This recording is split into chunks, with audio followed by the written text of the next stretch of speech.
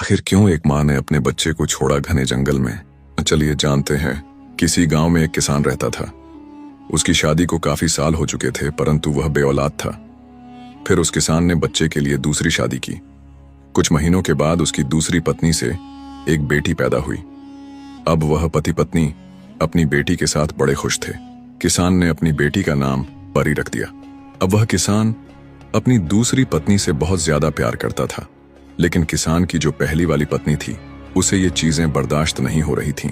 जब बच्ची कुछ महीनों की हुई तो अपनी तोतली जुबान से किसान को पापा पापा कहकर पुकारने लगी। किसान की पहली पत्नी परी की दुश्मन बन चुकी थी।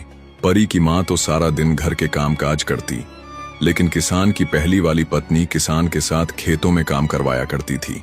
एक दिन किसान की दूसरी पत्नी खेतों से कुछ सब्जियां तोड़ने गई हुई थी। किसान की पहली पत्नी ने इसी बात का फायदा उठाया और परी को अपनी गोद में उठाकर जंगल में ले आई। फिर उसे जंगल में छोड़कर चली गई ताकि उसे जंगली जानवर खा जाए। अब वह मासूम बच्ची झाड़ियों में इधर उधर फिरने लगी। रात होने लगी और बच्ची रोते रोते माँ की याद में वहीं सो गई। सुबह जब हुई तो बच्ची भूख से बिलखती हुई आगे एक पेड़ के नीचे जा बैठी। उसी पेड़ पर एक बंदरिया अपने बच्चों के साथ थी। उस पेड़ की दूसरी तरफ एक छोटी सी कुटिया बनी हुई थी जिसमें एक साधु रहते थे, और वह बंदरिया भी उसी साधु बाबा के पास रहती थी। जब उस बंदरिया ने छोटी सी मासूम बच्ची के रोने की आवाज सुनी तो उस बंदरिया ने जल्दी से बच्ची को गोद में उठाकर अपना दूध पिलाया और फिर उसे उठाकर साधु की कुटिया में ले आई। तभी वह साधु बाबा, जो कहीं भिक्षा मांगने के लिए बाहर गए हुए थे, वापस अपनी कुटिया के पास आ गए। कुटिया के अंदर उन्होंने देखा बंदरिया की गोद में एक सुंदर सी प्यारी बच्ची है। साधु बाबा ने फौरन उस बंदरिया से बच्ची को अपनी गोद में लिया और सोचने लगे, पता नहीं यह किसकी बच्ची है और कहां से आई है। फिर साधु बाबा प्यार से उस बच्ची का ख्याल रखने लगे। उन्होंने उसका नाम उजाला रख दिया। अब वो बच्ची कुटिया से बाहर निकलकर हर रोज उस बंदरिया के बच्चों के साथ खेलती और वो बंदरिया सुबह शाम उस इंसानी बच्चे की बड़े प्यार से देखभाल करती थी। समय बीतता गया। देखते ही देखते वह बच्ची 6 साल की हो गई तो वो साधु बाबा को बाबा बाबा कहकर पुकारने लगी और उस बंदरिया को ही अपनी माँ समझने लगी। बाबा जब भगवान भोलेनाथ की पूजा पाठ करते तो वो बच्ची भी उनके पास बैठकर भगवान भोलेनाथ की पूजा पाठ करने लगती। जब बाबा मंत्र पढ़ते तो वो बच्ची भी मंत्रों को पढ़ती। बाबा ने उस बच्ची को बहुत अच्छे संस्कार दिए थे। अब उजाला 16 साल की हो चुकी थी। वह पहले से भी ज्यादा खूबसूरत दिखने लगी थी और जंगल के जानवर, परिंदे और वो बंदरिया ही उसके दोस्त थे। वह बाबा और खुद के लिए और बंदरिया के लिए भोजन बनाती। एक दिन साधु बाबा उजाला से कहने लगे, बेटी, मुझे दूसरे शहर में भिक्षा मांगने के लिए जाना पड़ेगा। मैंने तुम्हारे लिए इस कुटिया में हर चीज का बंदोबस्त कर दिया है। इतना कहकर वो साधु बाबा वहां से चले गए। अब उजाला और बंदरिया ही उस कुटिया में रह गए थे। शाम को जब उजाला ने खाना बनाया तो पूजा पाठ करने का वक्त हो गया। जब वह भगवान भोलेनाथ की पूजा पाठ करने में व्यस्त थी तो बंदरिया के एक बच्चे ने पानी फेंक कर आग बुझा दी। जब उजाला ने यह सब देखा तो परेशान हो गई और सोचने लगी, मुझे आग जलाने में बड़ी मुश्किल होती है, अब खाना कैसे बनेगा। परेशान होकर उजाला झोपड़ी से बाहर निकली। उसने बाहर कहीं से धुआं उठता देखा तो वह उस धुएं को देखकर एक झोपड़ी के पास पहुंच गई। उस कच्ची झोपड़ी के अंदर एक राक्षसी बुढ़िया थी। बुढ़िया का एक बेटा भी था जो कि बड़ा आदमखोर था, लेकिन वह घर पर नहीं था। जब उस बुढ़िया ने उजाला को देखा तो उसके मुंह में पानी आ गया और वह सोचने लगी, काश इस वक्त मेरा बेटा घर पर मौजूद होता। अब मन ही मन उसने योजना बनाई कि जब तक उसका बेटा नहीं आता वह इस लड़की को बातों में लगाकर यहीं रोके रखेगी। फिर वह बुढ़िया बोली, बताओ बेटी, यहाँ कैसे आना हुआ। उजाला बोली, मुझे खाना बनाने के लिए थोड़ी आग की जरूरत है, क्या आप मुझे थोड़ी सी आग दे सकती हैं। वो बुढ़िया कहने लगी, बेटी, आग तो तुम्हें मिल जाएगी, लेकिन बदले में तुझे मेरा भी एक काम करना होगा। मैं बूढ़ी औरत हूँ और मुझसे घर का काम बहुत मुश्किल से होता है। मेरा बेटा आने वाला है, उसे बहुत भूख लगी होगी। दूसरी तरफ बाजरे के दाने पड़े हैं, तुम चक्की में पीसकर उसका आटा बना दो। उजाला ने जल्दी से बाजरे के दाने पीस दिए और बुढ़िया के पास आई और कहने लगी, अम्मा, मैंने आटा पीस दिया है, अब जल्दी से मुझे आग दे दो। बुढ़िया कहने लगी, बच्ची, तुम कितनी अच्छी हो और देखो ना मेरा घर कितना गंदा है। तुम तो जवान हो, मेरे घर की थोड़ी सफाई कर दो। उजाला ने फौरन झाड़ू पकड़ी और जल्दी से पूरे घर की सफाई कर दी। लेकिन वह बुढ़िया बार बार बाहर का रास्ता देख रही थी और दिल ही दिल में सोच रही थी, आखिर मेरा बेटा आज जल्दी घर क्यों नहीं आ रहा। अब मैं और कितने बहाने बनाकर इस लड़की को रोकूं। इतने में उजाला बोली, अम्मा, मैंने तुम्हारे घर के सारे काम कर दिए, अब तो मुझे आग दे दो ताकि मैं अपने घर चली जाऊं। बुढ़िया कहने लगी, बेटी वाकई तूने तो सारा काम कर दिया, बस मेरा एक और काम कर दो, पास वाले कुएं से पानी ला दो। नहीं, मैं घर के लिए लेट हो रही हूँ, आपको आग देनी हो तो दो, वरना मैं जा रही हूँ। बुढ़िया कहने लगी, बेटी कैसी बातें कर रही हो, तुम तो बहुत अच्छी हो, रुको मैं आग लाती हूँ। फिर बुढ़िया आग लेकर आई और बोली, ये लो आग और एक मुट्ठी बाजरा भी लो, जहाँ जहाँ से तुम गुजर कर जाओगी वहाँ वहाँ ये बाजरे के दाने छोड़ती जाना। उजाला ने फिर ऐसा ही किया। अब उजाला ने जल्दी से आग जलाई और झट से खाना बना लिया। सबसे पहले उसने बंदरियां और उसके बच्चों को खाना दिया, इसके बाद उसने खुद खाना खाया। उजाला को घर आए हुए कुछ ही देर हुई थी, इधर उस बुढ़िया का आदमखोर बेटा भी घर आ गया। बुढ़िया अपने बेटे से बोली, आज तुम कहाँ चले गए थे, इतनी देर लगा दी, इतना अच्छा खासा शिकार हमारे घर पर खुद चलकर आया था, अब वह वापस चला गया। मैंने उसे कुछ बाजरे के दाने दिए थे, अब तुम्हें एक ही तरह से उस लड़की का शिकार मिल सकता है। जहां जहां ये बाजरे के दाने बिखरे हुए हैं उन्हीं के पीछे पीछे तुम चले जाओ। अब बुढ़िया का आदमखोर बेटा उन बाजरे के दानों के पीछे पीछे चलने लगा। वह दाने अब एक जंगल में एक पेड़ के पास ही खत्म हो गए थे।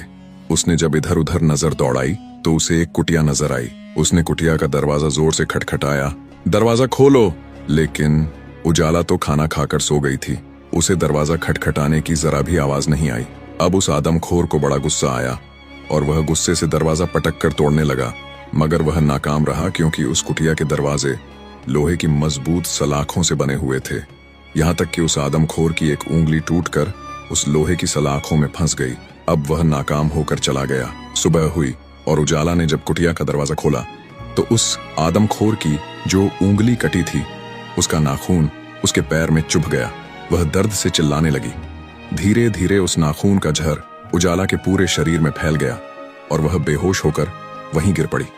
अब बंदरियां और उसके बच्चे उसके इर्द गिर्द बैठकर रोने लगे।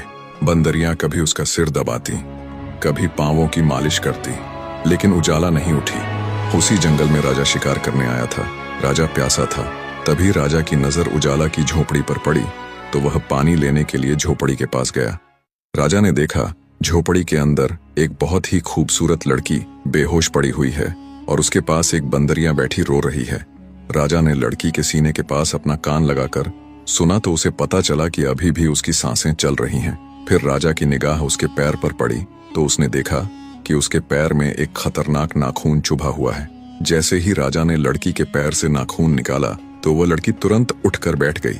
राजा ने कहा, मैं इस राज्य का राजा हूँ और मैंने तुम्हारी जान बचाई है। तुम बताओ तुम कौन हो और यहाँ पर अकेली क्यों रहती हो, और इस बंदरिया से तुम्हारा क्या रिश्ता है? ये तुम्हारे लिए बहुत रो रही थी। लड़की बोली, महाराज मैं एक साधु बाबा की बेटी हूँ और यह बंदरिया मेरे बचपन की साथी है। मेरे बाबा भिक्षा मांगने गांव में गए हुए हैं, बहुत जल्दी वे वापस आ जाएंगे। राजा कहने लगा, तुम तो हद से ज्यादा खूबसूरत हो, अगर तुम चाहो तो मैं तुम्हें अपने महल में ले जा सकता हूँ और तुम्हारे बाबा को भी वहीं बुला लेंगे। इस बंदरिया के लिए भी शानदार इंतजाम कर देंगे, बस तुम मेरे साथ चलो। उजाला मान गई। जब राजा उजाला और उसकी साथी बंदरिया को लेकर महल में पहुंचा तो राजा की माँ कहने लगी, बेटा तुम इस लड़की को किस रिश्ते से यहाँ लेकर आए हो? राजा ने सारी बात अपनी माँ को बता दी। माँ ने कहा, पराई लड़की को महल में रखने से लोग तरह तरह की बातें बनाएंगे, इससे अच्छा है कि तुम इस लड़की से विवाह कर लो। अगले ही दिन राजा ने उजाला से विवाह कर लिया। लेकिन राजा की पहले से एक रानी थी जिसका नाम मानिका था। वह बहुत ही धूर्त और कपटी थी। अब राजा ज्यादातर समय उजाला के साथ बिताने लगा, जिससे मानिका को उजाला से बहुत जलन होती। एक दिन उजाला और मानिका महल के बाहर खड़ी थीं। उजाला के साथ उसकी प्रिय बंदरियां भी थीं। मानिका ने कुटिलता से कहा, राजा को कमल के फूल बहुत पसंद हैं। वे नदी के किनारे मिलते हैं। यदि तुम राजा के लिए कमल का फूल ले आओगी तो उन्हें बहुत प्रसन्नता होगी। उजाला मानिका की बातों में आकर नदी के किनारे कमल का फूल लेने जाने लगी। तभी उसकी बंदरियां उसका पल्लू खींचकर रोकने लगी। बंदरिया ने खतरे को पहले ही भांप लिया था, लेकिन उजाला ने क्रोधित होकर कहा, कभी तो मेरा पीछा छोड़ दिया करो, और वह बंदरिया को नजरअंदाज करके आगे बढ़ गई। जैसे ही उजाला कमल के फूल को देखने के लिए नदी के किनारे खड़ी हुई, मानिका ने उसे पीछे से धक्का दे दिया। उजाला सीधे नदी में जा गिरी। उसे तैरना नहीं आता था, इसलिए वह मदद के लिए चिल्लाने लगी, लेकिन मानिका वहां से भागकर राजमहल लौट गई। जब राजा शाम के समय महल में वापस आया तो उसने देखा उजाला महल में नहीं है। राजा ने उसे ढूंढने की कोशिश की, लेकिन वह कहीं नहीं मिली। व्याकुल होकर वह मानिका के कक्ष में गया और बोला, बता मेरी उजाला कहाँ है? माणिका बोली, महाराज मुझे नहीं पता कि वह कहाँ है, मैंने उसका कोई नुकसान नहीं किया। जरूर उस बंदरिया ने ही उसके साथ कुछ किया होगा, क्योंकि वह हर वक्त उजाला के साथ ही चिपकी रहती थी। तभी वह बंदरिया वहां आ गई और राजा को कुछ बताने की कोशिश करने लगी, लेकिन राजा को उस पर बहुत गुस्सा आ रहा था। उसने सैनिकों को आदेश देकर बंदरिया को जंजीरों में जकड़वाकर काल कोठरी में डलवा दिया, लेकिन राजा को कहीं भी सुकून नहीं था। वह पागलों की तरह उजाला को ढूंढता रहता, न खाना खाता, न पानी पीता और खुद को कमरे में कैद कर लेता। जहां पर उजाला नदी में गिरी थी, वहीं एक सुंदर सेब का पेड़ उग आया था। कुछ ही समय में उस पेड़ पर एक बहुत बड़ा सेब लग गया, जो आम सेबों से बहुत बड़ा था। लोग दूर दूर से उसे देखने आते, लेकिन कोई उसे तोड़ नहीं सकता था, क्योंकि वह राजा के इलाके में था। इधर किसान अपनी पहली पत्नी को घर से निकाल चुका था और अब वह अपनी दूसरी पत्नी के साथ रहता था, लेकिन वे दोनों अब भी परी की याद में हर वक्त रोते रहते थे। एक दिन किसान की पत्नी खेतों में जा रही थी। थकान महसूस होने पर वह उस सेब के पेड़ के नीचे बैठकर आराम करने लगी। थोड़ी ही देर में उसकी आंख लग गई। उसी समय वह बड़ा सा सेब टूटकर उसकी टोकरी में गिर गया। जब वह जागी तो टोकरी में पड़ा सेब देखकर घबरा गई। उसने सोचा, अगर किसी ने देख लिया कि यह सेब मेरी टोकरी में पड़ा है तो वे मुझे चोर समझेंगे और राजा से मुझे कैद करवा देंगे। डरते हुए उसने सेब को कपड़े से ढक दिया और टोकरी लेकर तुरंत घर आ गई। लेकिन जैसे ही उसने घर आकर कपड़ा हटाया, वह हैरान रह गई। सेब वहां नहीं था, उसकी जगह एक नन्ही मुन्नी बच्ची लेटी हुई थी। थोड़ी ही देर में किसान भी घर आ गया। जब किसान ने बच्ची को देखा तो उसकी पत्नी ने उसे सारी बात बताई। दोनों ने फैसला किया कि वे इस बच्ची की परवरिश करेंगे। जैसे ही किसान की पत्नी ने बच्चे को उठाकर बैठाया तो वह देखते ही देखते एक जवान लड़की में बदल गई। उधर साधु बाबा जब अपनी कुटिया में लौटे तो उन्होंने देखा कि न वहां उजाला थी और न ही उसकी बंदरियां। उन्होंने तुरंत ध्यान लगाकर पता लगाने की कोशिश की कि उजाला आखिरी बार किसके साथ थी। ध्यान में उन्हें दिखा कि वह राजा के साथ जा रही थी। यह देखकर साधु तुरंत राजमहल पहुंचे। साधु ने राजा से कहा, मुझे बताओ मेरी बेटी कहाँ है। राजा समझ गया कि यह उजाला के बाबा हैं, जो भिक्षा मांगने बाहर गए हुए थे। राजा ने साधु को पूरा वाकया सुनाया। यह सुनकर साधु हैरान रह गए और कहने लगे, मेरी बेटी मर नहीं सकती, क्योंकि मैंने उसे ऐसी ऐसी तंत्र मंत्र विद्या सिखाई थी कि मेरी बच्ची अपनी खुद की हिफाजत कर सके और कोई शैतानी ताकत उसका कुछ नहीं बिगाड़ सकती। अगर कोई नुकसान पहुंचाने में कामयाब हो भी गया तो मेरी बेटी फिर भी बचकर सामने आ जाएगी, किसी इंसान की सूरत में या फिर किसी फल या फूल की सूरत में। अच्छा, उसके साथ एक बंदरिया भी थी, वह कहाँ है। राजा बोला, उसे मैंने काल कोठरी में कैद कर रखा है, क्योंकि उसी बंदरिया ने ही मेरी उजाला को नुकसान पहुंचाया है। बाबा ने कहा, वह बंदरिया ऐसा नहीं कर सकती, तुम मुझे उस बंदरिया के पास लेकर चलो। अब राजा और साधु काल कोठरी की ओर बढ़ चले। बंदरिया को जैसे ही आजादी मिली, उसने राजा के कपड़े पकड़कर खींचने लगी। राजा को गुस्सा आया, लेकिन बाबा ने कहा, यह बेजुबान तुझे कुछ बताना चाह रही है। राजा और साधु घोड़े पर बैठकर बंदरिया का पीछा करने लगे। थोड़ी देर बाद वह बंदरिया एक किसान के दरवाजे पर जाकर रुक गई। किसान के दरवाजे के पास एक कुआं था, जहां एक लड़की पानी भर रही थी। राजा ने ध्यान से देखा तो उसे वह लड़की उजाला जैसी लगी। जैसे ही राजा उस लड़की की ओर बढ़ा, वह लड़की तुरंत घर के अंदर चली गई। राजा के पास खड़ी बंदरिया किसान का दरवाजा पटकने लगी। इतने में किसान की पत्नी ने दरवाजा खोला। राजा ने तुरंत कहा, अभी अभी जो लड़की अंदर गई है वह मेरी पत्नी है। किसान की पत्नी बोली, महाराज आप क्या कह रहे हैं, वह हमारी बेटी है, हम गरीब लोग हैं, वह आपकी पत्नी कैसे हो सकती है। राजा मायूसी में वापस लौटने लगा, लेकिन बंदरिया फौरन किसान के घर में घुस गई। अंदर जाकर उसने देखा कि उजाला एक कमरे में बैठी हुई थी। उजाला ने तुरंत बंदरिया को पहचान लिया और उसे गले लगाकर फूट फूट कर रोने लगी। फिर किसान की पत्नी बोली, यह बंदरिया कौन है बेटी।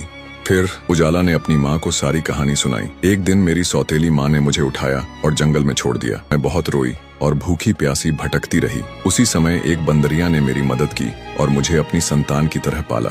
फिर साधु बाबा मिले, जिन्होंने मुझे बेटी बनाकर अपने पास रखा। ये बंदरिया भी उन्हीं साधु बाबा की है। बाबा मुझे घर पर छोड़कर बाहर गए हुए थे और तभी मेरे साथ यह हादसा हुआ। बाद में एक राजा ने जंगल में मेरी जान बचाई। उजाला की माँ ने कहा, इसका मतलब राजा सच कह रहे थे, तुम ही उनकी रानी हो और मेरी बेटी भी। किसान की पत्नी अपनी बेटी को गले लगाकर खूब रोई और बोली, बेटी क्या तुम अब महल जाना चाहती हो। उजाला ने कहा, अम्मा अगर राजा को यह पता चल गया कि मैं एक मामूली किसान की बेटी हूँ तो क्या वो मुझे दोबारा अपनी रानी बनाएंगे। इतनी ही देर में दरवाजे पर दस्तक हुई। जब दरवाजा खोला गया तो साधु बाबा के साथ राजा खड़े थे। उजाला ने साधु बाबा को देखा और दौड़कर उनके गले से लग गई। वह फूट फूट कर रोने लगी और बोली, बाबा, मुझे आपकी बहुत याद आती थी। साधु बाबा ने उसके सिर पर हाथ रखकर कहा, बेटियां ससुराल में ही अच्छी लगती हैं। देखो, तुम्हारा पति तुम्हें लेने आया है। राजा उजाला के करीब आया और कहा, देखो मेरी प्रिय रानी, मैंने तुम्हें आखिरकार ढूंढ ही लिया। उजाला खुशी से भर उठी।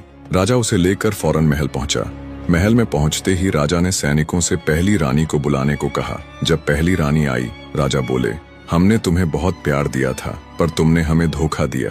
हम तुम्हें कड़ी से कड़ी सजा देंगे। राजा ने फिर अपनी बड़ी रानी को सैनिकों से बहुत सारे कोड़े लगवाए। उसके बाद उसे काल कोठरी में बंद करवा दिया। अब राजा और उजाला खुशी खुशी रहने लगे।